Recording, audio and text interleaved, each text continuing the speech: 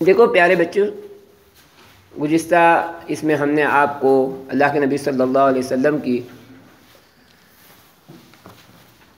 وہ سنائے تھے کہ اللہ کے نبی صلی اللہ علیہ وسلم پر قرآن نازل ہوا۔ اس سے پہلے بھی کچھ قرآن کی شکل کی کتابیں نازل ہوئی، ہم نے آپ کو سنائے تھے، جس کا نام تھا توریت، زبور، انجیل اور کچھ صحیفے۔ قرآن کریم سے پہلے یہ کتابیں نازل ہوئی تھی۔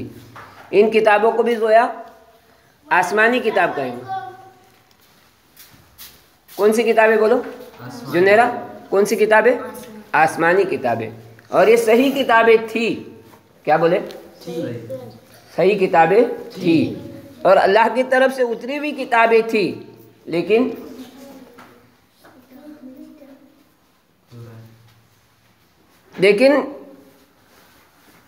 اللہ کے نبی صلی اللہ علیہ وسلم نے فرمایا کہ وہ کتابیں ان کی قوم نے جو ہے اس میں تبدیلی کی۔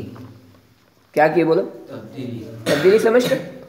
حلال کو حرام اور حرام کو یہ کرنا چاہیے اور یہ نہیں کرنا چاہیے، جو لکھا ہوا تھا اس کا انہوں نے اپوزٹ کیا۔ بات سمجھ میں آ رہی؟ تو پھر اللہ تعالیٰ نے وہ ساری کتابوں کو منسوخ کر دیا۔ کیا کیا بولو؟ منسوخ کیا۔ اس کے بعد پھر اللہ کے نبی صلی اللہ علیہ وسلم کے ساتھ کیا ہوا وہ ہم سناتے ہیں۔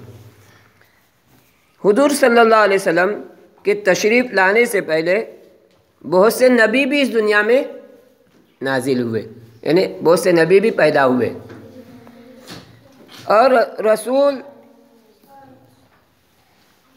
اور ان پر اللہ تعالیٰ نے اسی طرح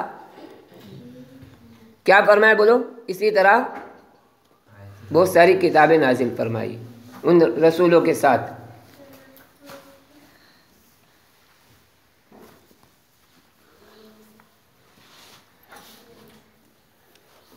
توریت کس پر نازل ہوئی؟ یاد ہے تم کو؟ تم کو یاد ہے؟ تم کو؟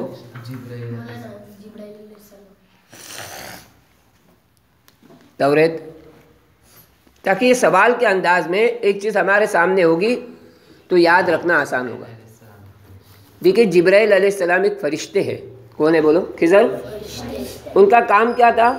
اللہ کا پیغام نبیوں تک پہنچانا۔ جو قرآن اللہ سناتے تھے وہ نبیوں کو آ کے سناتے تھے، جو پیغام تھا وہ ان کا کام یہ تھا۔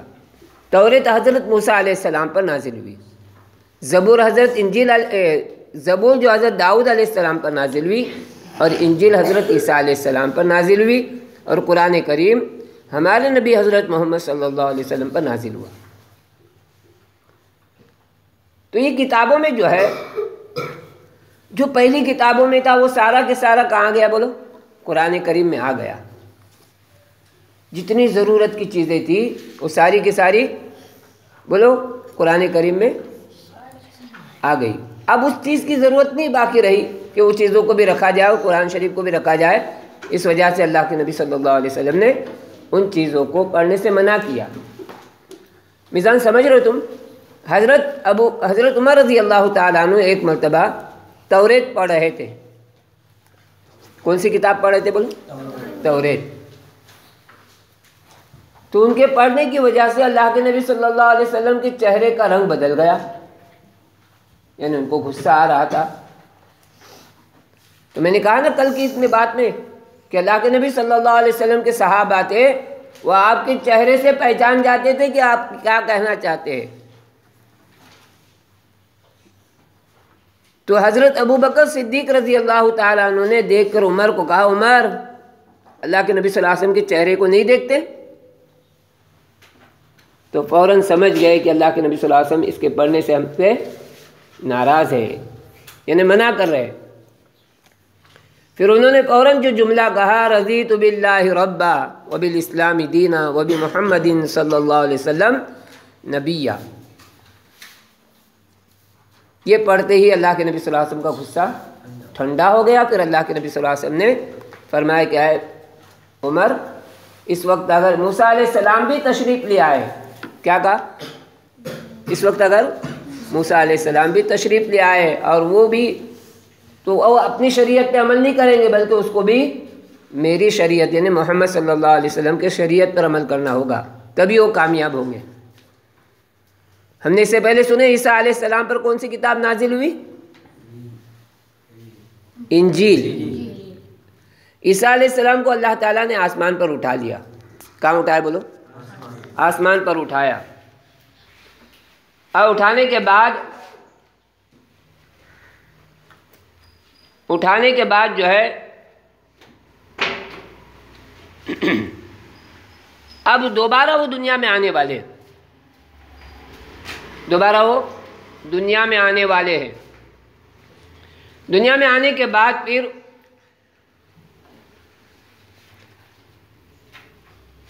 ان کو اللہ کے نبی صلی اللہ علیہ وسلم کی شریعت پر عمل کرنا ہوگا۔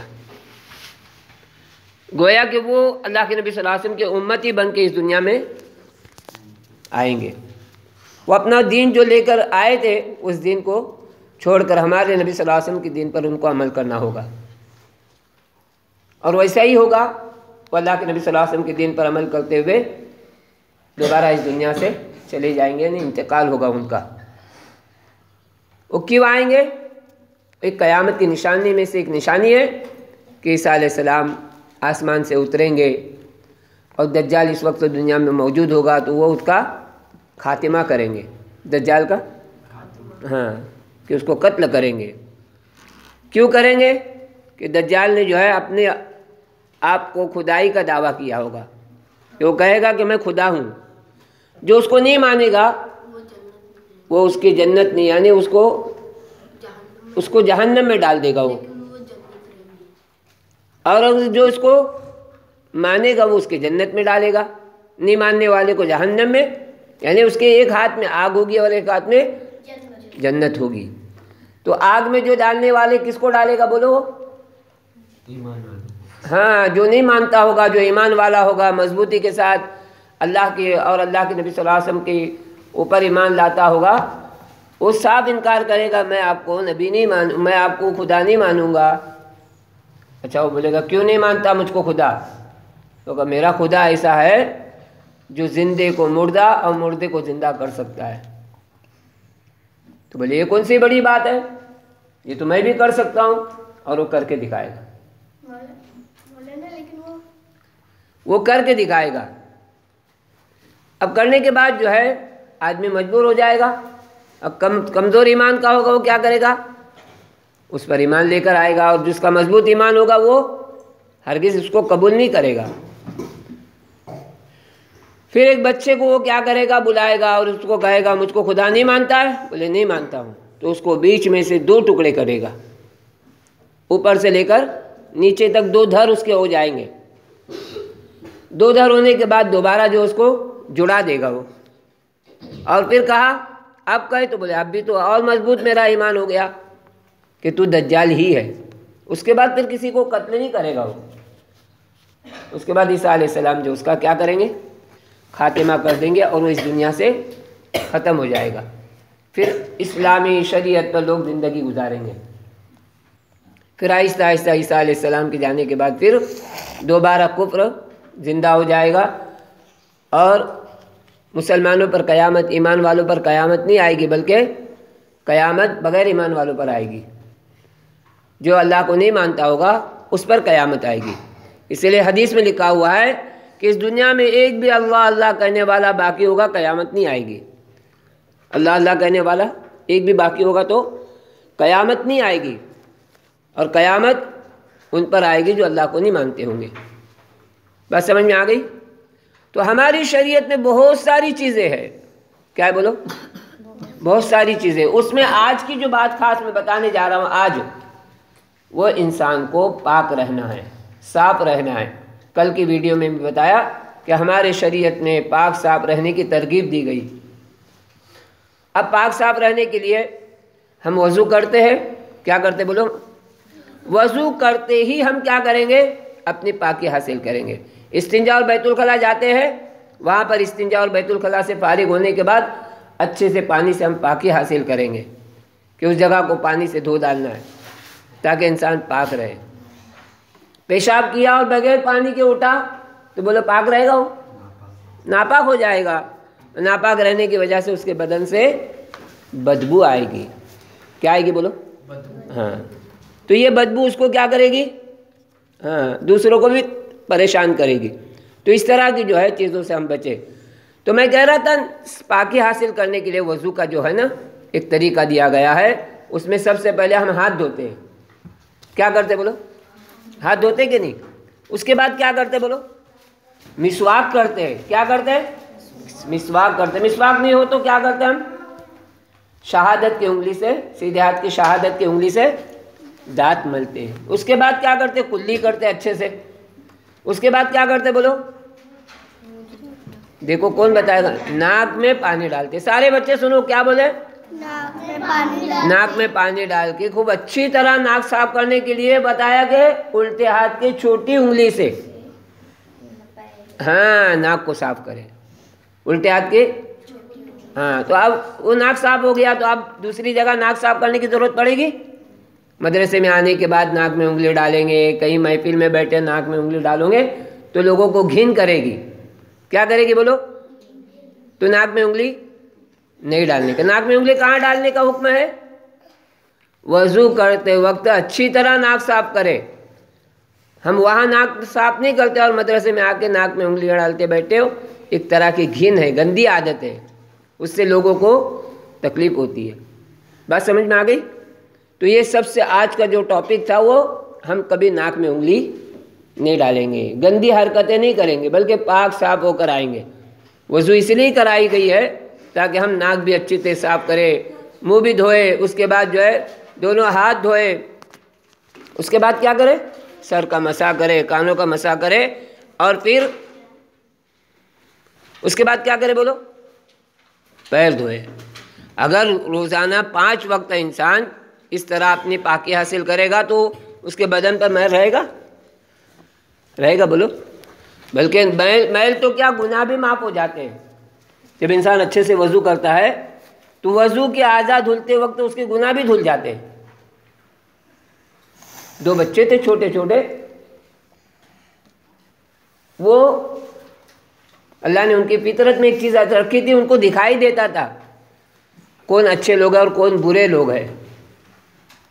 تو مسجد کے باہر جو ہے وہ چپل الگ الگ کرتے تھے. نمازیوں کی چپل کیا کرتے تھے؟ الگ الگ کرتے تھے. تو کسی نے پوچھا کہ یہ ایسا کیوں کرتے ہیں؟ تو ان سے پوچھا کہ تو آپ لوگ یہ ایسا کیوں کرتے؟ تو کہا یہ جنتی لوگ ہیں اور یہ جہنمی لوگ ہیں، یعنی یہ اچھے لوگ ہیں اور یہ برے لوگ ہیں. تو کچھ چیزیں ایسی ہوتی ہیں، کسی اللہ والے کو جو ہے وہ گناہ جھڑتے ہوئے دکھائی دیتے تھے. کوئی وضو کرتا ہوا ہوتا تھا تو اس کے گناہ پتہ چل جاتے تھے اس کو، اس کا کون سا گناہ اس سے گر رہا ہے وضو کرتے وقت. پھر انہوں نے اللہ تعالیٰ سے جو ہے دعا کی، یا اللہ یہ جو ہے لوگوں کے راز مجھ سے فاش ہوتے ہیں، اس لیے یہ چیز مجھ سے ظاہر کر. پھر اللہ نے اس کو ختم کر دیا، لیکن ان کو دکھائی دیتے تھے. تو انسان نیک عمل کرے گا تو نیک عمل کی وجہ سے کیا ہوگا بولو؟ اس کی گناہیں معاف ہوتی ہے. جتنے اچھے اعمال کرے گا گناہیں معاف ہوگی اور نیکیوں میں اضافہ ہوگا. یہی نیکیاں کل قیامت کے دن ہمیں کام آئے گی. ٹھیک ہے؟ تو آج کا جو ٹاپک تھا پاک صاف رہنے کا، بات سمجھ میں آ رہی؟ تو ہم اپنے پاکی کے لیے خوب اچھی طرح وضو کریں گے. نہانے کی ضرورت ہو تو نہائیں گے. ٹھیک ہے؟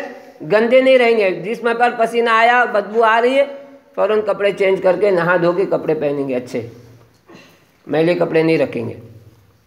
صبح اٹھنے کے بعد اچھے سے منہ دھو کر وضو کر کے اچھے سے مدرسے میں آئیں گے، تاکہ یہاں پر جو ہے جو تعلیم دی جاتی ہے وہ تعلیم سننے کے لیے، وہ قرآن شریف سننے کے لیے فرشتے آتے ہیں. کون آتے بولو؟ فرشتے. ہاں، اور فرشتے سنتے ہیں. اگر ہمارے منہ سے، ہمارے جسم سے بدبو آئی تو ان کو بدبو کی تکلیف ہوتی ہے. تو ہم کوشش کریں گے کہ پاک صاف ہو کر آئیں گے. سارے بچے کل اچھی طرح وضو وغیرہ کر کے آئیں گے؟ برش کر کے بھی آئیں گے. بہت اچھا، ماشاء اللہ. سب نے کیے؟ سب نے برش کیے؟ بہت اچھا. ناک میں کس نے پانی ڈالا تھا؟ ناک کون کون صاف کر کے آیا؟ ہاں، جب گھر سے ناک صاف کر کے آئے تو پھر مدرسے میں ضرورت نہیں پڑتی ناک صاف کرنے کی. تو یہاں انگلی نہیں ڈالیں گے ناکوں میں. سمجھے؟ چلیے، السلام علیکم.